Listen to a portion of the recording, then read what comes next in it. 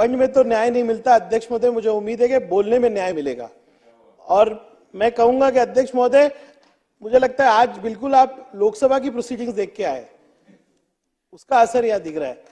अध्यक्ष महोदय, न्याय की हम लोग यहाँ पर उम्मीद रखते हैं, सब सुबह से बैठे हुए हैं।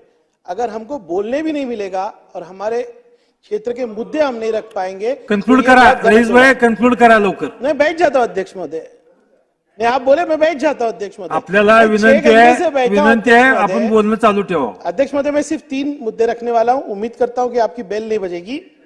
अध्यक्ष महोदय, 2024-25 के अतिरिक्त बजट पर बोलते हुए $1 ट्रिलियन का जो ख्वाब हमको दिखाया जा रहा है, मैंने बजट को बहुत अच्छे से स्टडी किया, उम्मीद थी कि मैं बात करता, लेकिन 3-4 मिनट में अपनी बात रखूंगा। दादा ने अपने पूरे बजट का फोकस जो है जॉब्स पे रखा है, रोजगार पे रखा है। अध्यक्ष महोदय, जिस क्षेत्र को मैं रिप्रेजेंट करता हूं भिवंडी, वो लॉजिस्टिक हब है और सबसे ज्यादा MMR रीजन में जॉब जनरेशन वहां पे होता है। लेकिन बंसोड़े साहब, हमारे यहाँ का आप इंफ्रास्ट्रक्चर देखेंगे, आप शायद नासिक थाने रोड से आते होंगे। हमारे सम्मानीय मुख्यमंत्री जी वहां, मुख्यमंत्री हमारे उसी डिस्ट्रिक्ट से हैं। हमारे पास PWD मिनिस्टर है, हमारे पास दादा भूसे है, छगन भुजबल साहब भी उसी रोड से जाते हैं।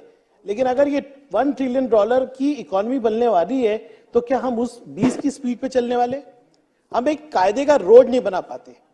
आज मुझे आप देखिए, टैग करके पूरे महाराष्ट्र से लोग आमदार होने के नाते भिवंडी के मुझे बता रहे कि वहां पे खाली नासिक से आने में 8 से 10 घंटे लग रहे हैं।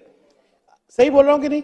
और आप, मुझे मालूम है, मैं आपको बताऊं, IPS ऑफिसर्स, IAS ऑफिसर्स सब फोन कर रहे हैं कि आप बताइए रईस, आप भिवंडी से हो, एक रोड आप लोग नहीं बना सकते? 8 घंटे लगते हैं मुझे भिवंडी आने जाने में, 3 घंटे जाने 3 घंटे आने में लगते हैं। सम्मानीय मुख्यमंत्री जी ने पिछली बार मैंने जब मुद्दा यहाँ पे लिया था, कंक्लूड करा, कंक्लूड मैं बैठ जाता हूं अध्यक्ष महोदय, धन्यवाद। कंक्लूड करा, कंक्लूड करा अध्यक्ष महोदय, नहीं अध्यक्ष, संपवा लवकर। मैं वहां पे एक सदस्य संपवा था, लवकर, संपवा। वो 15 मिनट बोल सकते रईस भाई, आपल्याला विनंती आहे, कंक्लूड करा लवकर। नहीं अध्यक्ष महोदय, ये अन्याय है और उसके खिलाफ सबसे पहले बोलना चाहिए यहाँ से खड़े रह के। बोला बोला बोला आपण। मैं टाइम पास नहीं कर रहा हूं अध्यक्ष महोदय। अगर नासिक थाने रोड पे आप जाएंगे 8 घंटे लगते हैं, वहां पे ट्रैफिक की एक समस्या हो गई है। लास्ट टाइम मुख्यमंत्री वहां पर आए थे, उसके बाद सम्मानीय उप मुख्यमंत्री ने मीटिंग ली थी। क्या हुआ अध्यक्ष महोदय? भिवंडी शहर सहता है अध्यक्ष महोदय, पूरा हैवी ट्रैफिक मेरे शहर से जाता है। आज हमारे यहाँ पे आप जाएंगे तो हम लोग को खाली एक रास्ते के ऊपर, जहां पे राजीव गांधी ब्रिज है, 20 से 25 मिनट लगते हैं। अध्यक्ष महोदय, आप मुझे बताइए कि ये $1 ट्रिलियन इकोनॉमी है अध्यक्ष महोदय।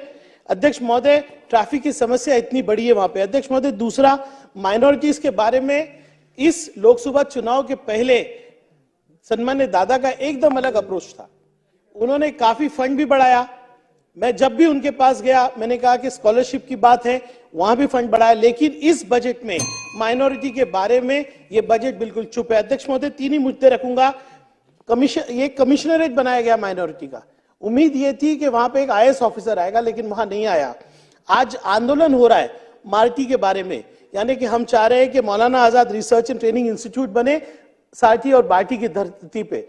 अध्यक्ष महोदय, ये आप कब अनाउंस करेंगे? मुझे उम्मीद है कि दादा इसके बारे में क्लेरिफाई करेंगे।